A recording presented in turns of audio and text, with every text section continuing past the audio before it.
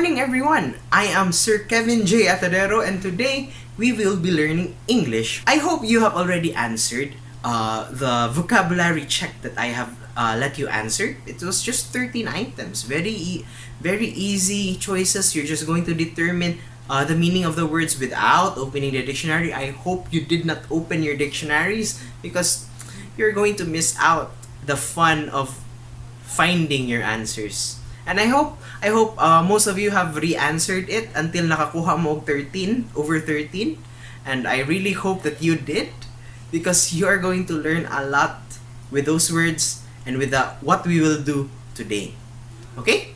So, for your grade 8, first and second quarter, we will be learning the African culture, the African way, the African sufferings, the pains, the agonies of Africans.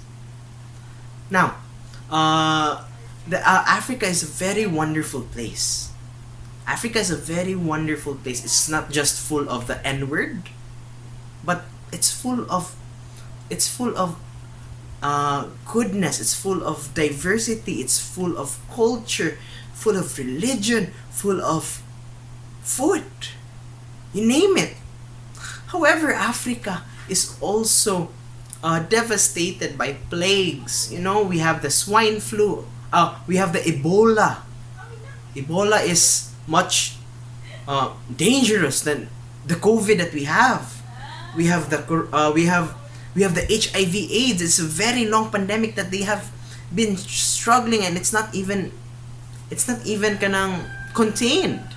You know, and we have different civil wars between countries and their military. You know, they're trying to fight over control. But even with that, Africa is still a very rich country. It's a very rich country in culture, and that is what we are going to learn today. Okay, so today we're going to learn about, or you're going to listen to our special speaker. Anyway, this speaker is also the author of the poem that we will be reading today. And the title of the poem is African Hair by Barolong Seboni.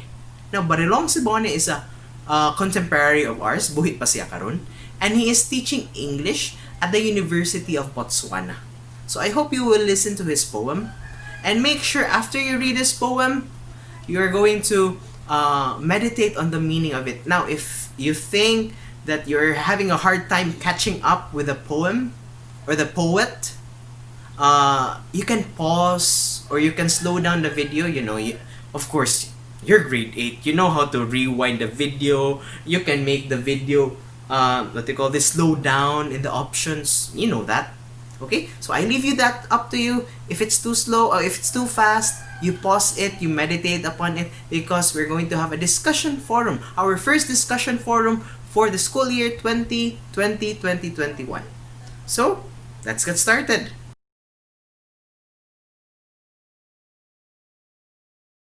The roots of our history are planted in our hair.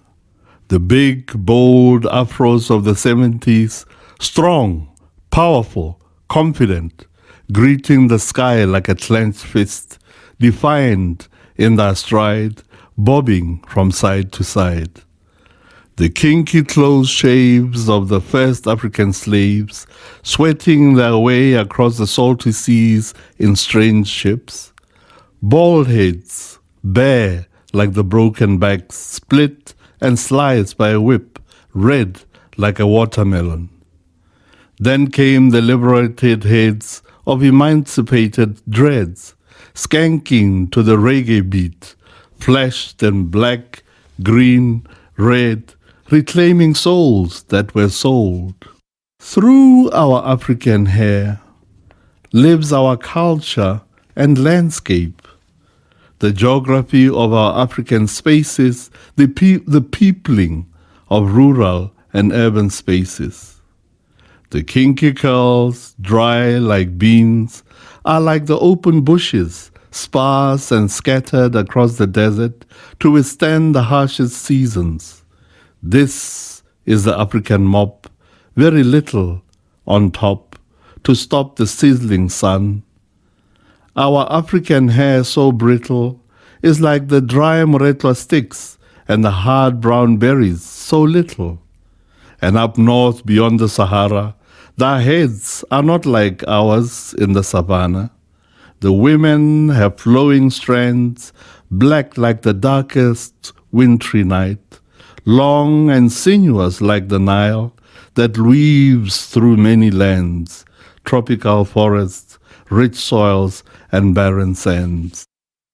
But now in this new age I fear, and openly have to declare, that we must really conserve our endangered, our polluted African hair.